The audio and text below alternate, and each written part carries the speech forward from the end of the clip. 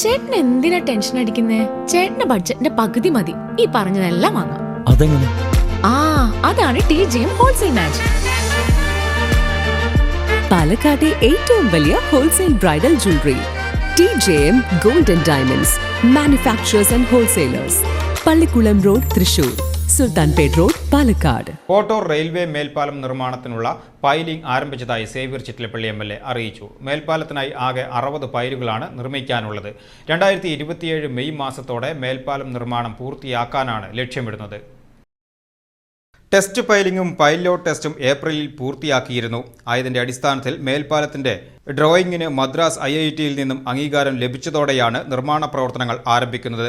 Railway സ്പാനിന്റെ design approval റെയിൽവേയിൽ നിന്നും ലഭിക്കുന്നതിനുള്ള നടപടികൾ പുരോഗമിച്ചുകൊണ്ടിരിക്കുകയാണ്. സർവീസ് റോഡിലെ കൾവെട്ടിന്റെ നിർമ്മാണം 95% പൂർത്തീകരിച്ചു. 360 മീറ്റർ നീളത്തിൽ നിർമ്മിക്കുന്ന മേൽപ്പാലത്തിൽ 7.50 മീറ്റർ വീതിയിൽ റോഡും 1.50 മീറ്റർ വീതിയിൽ ഫുട്പാത്തും ഉണ്ടാകും. 21.78 കോടി രൂപയാണ് നിർമ്മാണ ചെലവ്.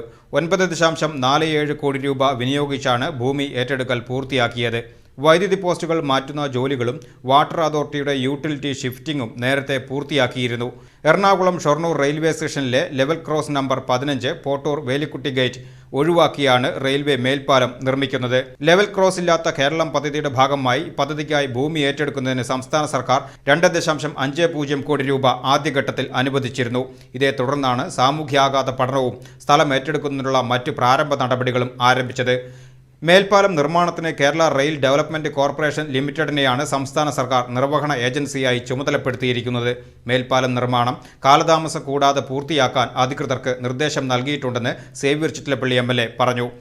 റെയിൽവേ മേൽപ്പാലം നിർമ്മിക്കുന്നതിന് വേണ്ടി കേരളത്തിലെ ലെവൽ ക്രോസ് ഇല്ലാത്ത കേരളം പദ്ധതിയുടെ ഭാഗമായിട്ട് കഴിഞ്ഞ ഇടതുപക്ഷ ജനാധിപത്യ മുന്നണി ഗവൺമെന്റ് 2.5 കോടി രൂപ നീക്കിവെച്ചുകൊണ്ട് ഭൂമി ഏറ്റെടുക്കുന്നതിനാവശ്യമായ പ്രവർത്തനങ്ങൾ ആരംഭിച്ചിരുന്നു.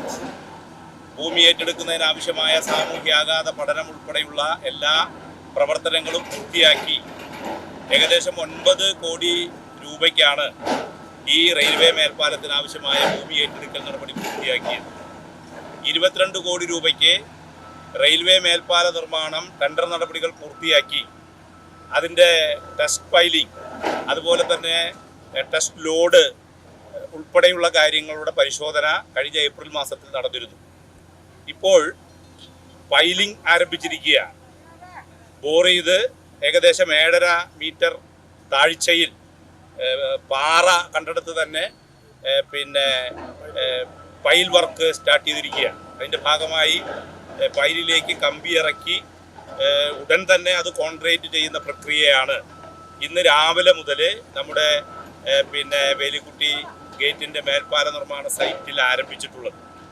നമുക്കറിയാം ഇത് മെയ് മാസത്തോടു കൂടി 2027 മെയ് മാസത്തോടു കൂടി പൂർത്തിയാക്കുക എന്ന ലക്ഷ്യം വെച്ചുകൊണ്ടാണ് കേരയിൽ കോർപ്പറേഷൻ മുന്നോട്ട് പോയിക്കൊണ്ടിരിക്കുന്നത്.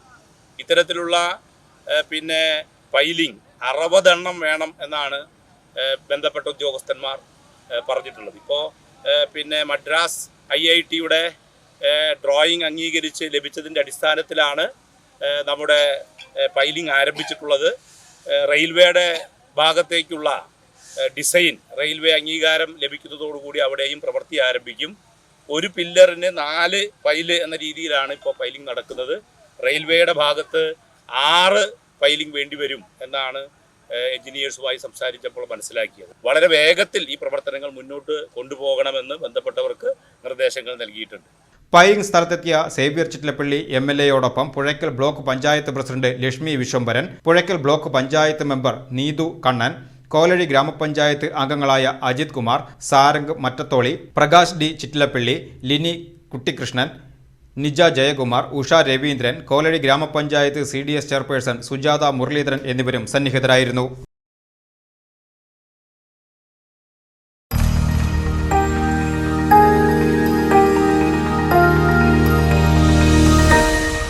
You are watching VCV News.